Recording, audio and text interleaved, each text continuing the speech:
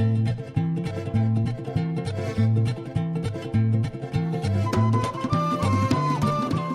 I'm Dain from Keswick Village. This is the Rorschach Arctic Update from the 6th of August, 2024, a quick summary of what's going down north of the Arctic Circle. Life for Indigenous communities in Russia took a negative turn this week.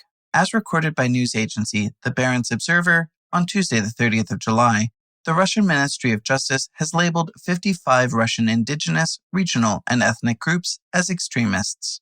The Justice Ministry says the groups are anti-Russia separatist movements aimed at destroying the territorial integrity of Russia. Andrei Danilov, a Russian Sami spokesperson, spoke to the Barents Observer and expressed his alarm. He believes the repression of the indigenous peoples of Russia has begun.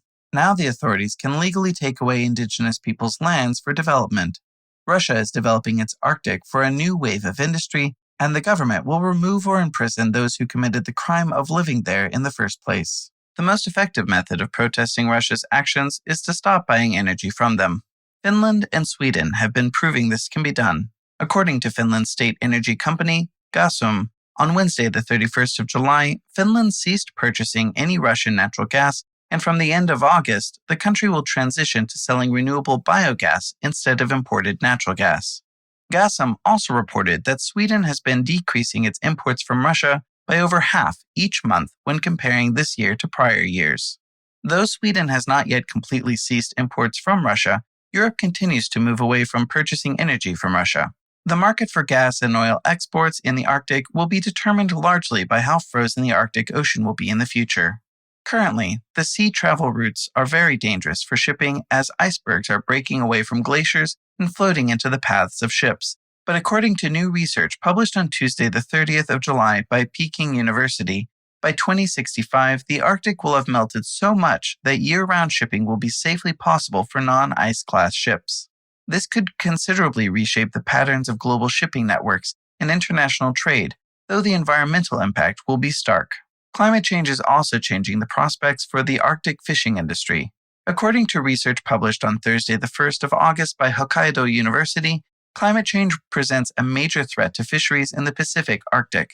The report shows that until 2040, fisheries are projected to suffer minimally, but after 2040, when the Arctic sea ice melts much quicker, there will be a sudden shift where fish species around the world either move huge distances or completely die. The only projected good news is that the Pacific cod is expected to adapt well and become a very abundant fish stock, but fisheries need to plan ahead for a major change in their industry in the near future. On the other hand, polar bears received some positive news this week. According to research published on Wednesday, the 31st of July, by the Ontario Ministry of Natural Resources, the population of polar bears in the southern Hudson Bay has risen to over 1,000, up from 780 in 2016. Stable ice conditions in recent years have facilitated this recovery after previous difficult years. However, the study cautions that this population increase may be temporary unless significant climate action is undertaken, highlighting the vulnerability of the bears to environmental changes. Becoming the dominant maritime nation in the Arctic requires substantial investment.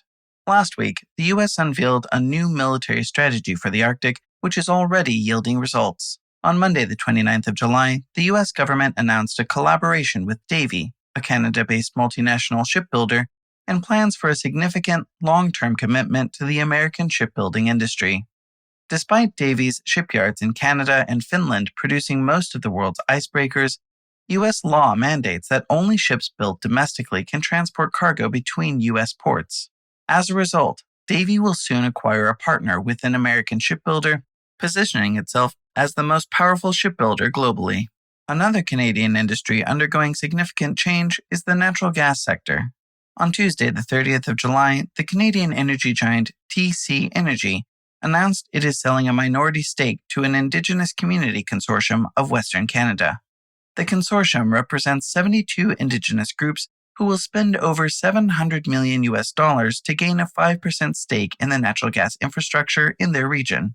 This will become the largest ever Indigenous ownership agreement, and according to Chief Roy Fox, co-chair of the Indigenous Resource Council, this will allow for Canada's First Nations to move closer to sovereignty in their homelands. The Alaskan mining industry has introduced a potentially game-changing method for processing ores.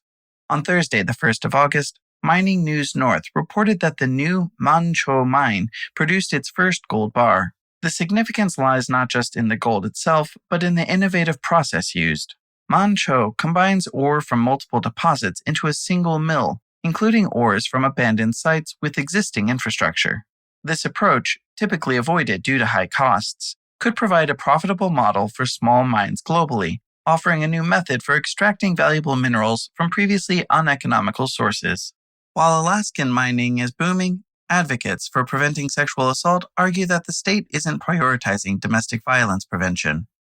Earlier this year, the state government allocated a modest $4 million increase to the Council on Domestic Violence. However, on Thursday, the 1st of August, Brenda Stanfill of the Alaskan Network on Domestic Violence addressed the council, stating that this amount is inadequate and calling for $20 million more to tackle and prevent domestic violence. A 2020 study by the council revealed that a majority of Alaskan women have experienced violence from a partner, a 7% increase since 2015, despite a decrease in prevention funding during that period. Stanfill aims to convince the government that investment is crucial to ensuring safety at home for Alaskans. Safety is in the spotlight in Finland, too, particularly for its migrant workforce. For 2 decades, Thai workers have been responsible for harvesting 90% of Finland's berries. However, in March, the Finnish Ministry of Foreign Affairs uncovered slave-like conditions and charged several berry companies with human trafficking, halting the industry. On Tuesday, the 30th of July, a breakthrough occurred when the Finnish and Thai Ministries of Employment announced an agreement to enhance working conditions. The new deal includes a guaranteed salary increase and closer monitoring of hiring practices. Although the berry season is nearing its end, Thai workers are now returning to northern Finland to pick the valuable fruits. These often exploited workers have been fighting a long legal battle to be treated fairly. For a detailed look at this fight, you can find a link in the show notes. Keeping safe in Iceland has been an issue for those living near the Sundhnúkur volcano and its near-constant eruptions. There's been over a month of calm, promising some normality from the town of Grindavik, but the Icelandic Met Office reported on Tuesday the 30th of July that a new eruption at the site is expected in the coming days. The Met Office has been monitoring the magma chamber below the volcano and found that it is now refilling enough to trigger a new event soon. Anyone brave enough to return to Grindavik should be ready to leave if the volcano wakes once again.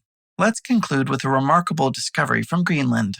On Monday, the 5th of August, the University of Vermont published a research paper revealing surprising findings about Greenland's past. Scientists drilling deep into the ice sheet retrieved an ice core, which typically records environmental history over millions of years. However, they found a middle section containing plant, insect, and soil fungus fossils instead of solid ice. This suggests that Greenland, at some point in the last million years, transformed from a glacial desert into a lush ecosystem, only to revert to its current Arctic state.